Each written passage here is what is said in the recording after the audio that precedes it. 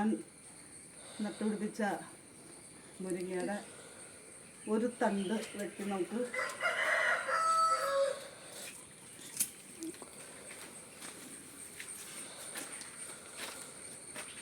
എൻ്റെ സ്വന്തം മുരിങ്ങയില. ഈ മുരിങ്ങയില നമുക്ക് അടർത്തിയെടുക്കണം. അടർത്തിയെടുക്കുമ്പോൾ ശ്രദ്ധിക്കുക, നാരുണ്ടായി കഴിഞ്ഞാൽ ഒരു തിന്നാൻ രസം ഉണ്ടാവില്ല. അപ്പോൾ ഇങ്ങനെ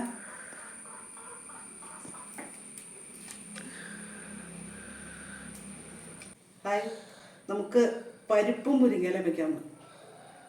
ഓക്കെ, എങ്ങനെ നോക്കാം. ആദ്യം നമ്മൾ കുറച്ച് വെള്ളം അടുപ്പത്ത് വെച്ച് ഇത്രയും പരിപ്പ്, ഞാൻ എടുത്താണ് ഇത്രയും പരിപ്പ്, ആളുകളുടെ അനുസരിച്ച് നമുക്ക് എന്തോരം കറി വേണമെന്ന് വെച്ചാൽ അതിൻ്റെ അനുസരിച്ച് എടുക്കാം.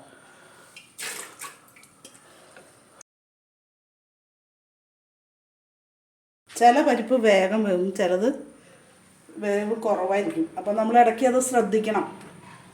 ഞാനൊരു ലേശം വെളിച്ചെണ്ണ ഒഴിക്കുന്നുണ്ട്, പെട്ടെന്ന് പരിപ്പ് വെന്ത് കിട്ടും. അത് എൻ്റെ അനുഭവം കേട്ടോ, നിങ്ങൾ ചെയ്ത് നോക്കാം.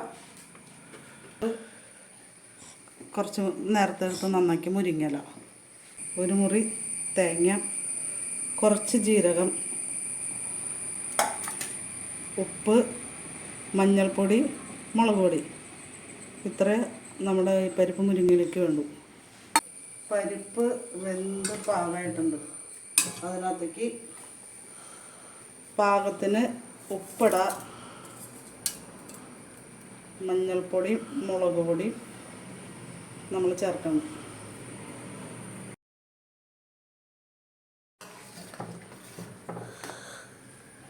ആ മഞ്ഞൾപ്പൊടിയും മുളകൊക്കെ ഒന്ന് വെന്തു.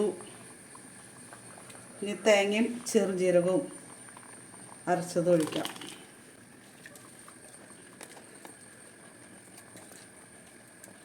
അതിവിടെ കഴുകി വൃത്തിയാക്കിയ ശേഷം മുരിങ്ങയില നമ്മളിട്ട് കൊടുക്കണം.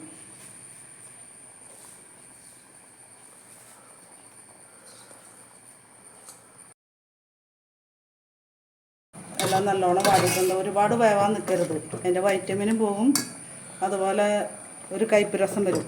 ഒന്ന് വാടി മതി. ചീരട്ടി അടപ്പത്ത് വെച്ച് കുറച്ച് വെളിച്ചെണ്ണ ഒഴിക്കും. എനിക്ക് കുറച്ച് കടുകിടാം. നമുക്കിത് കറിയിലേക്ക് ഒഴിക്കാം.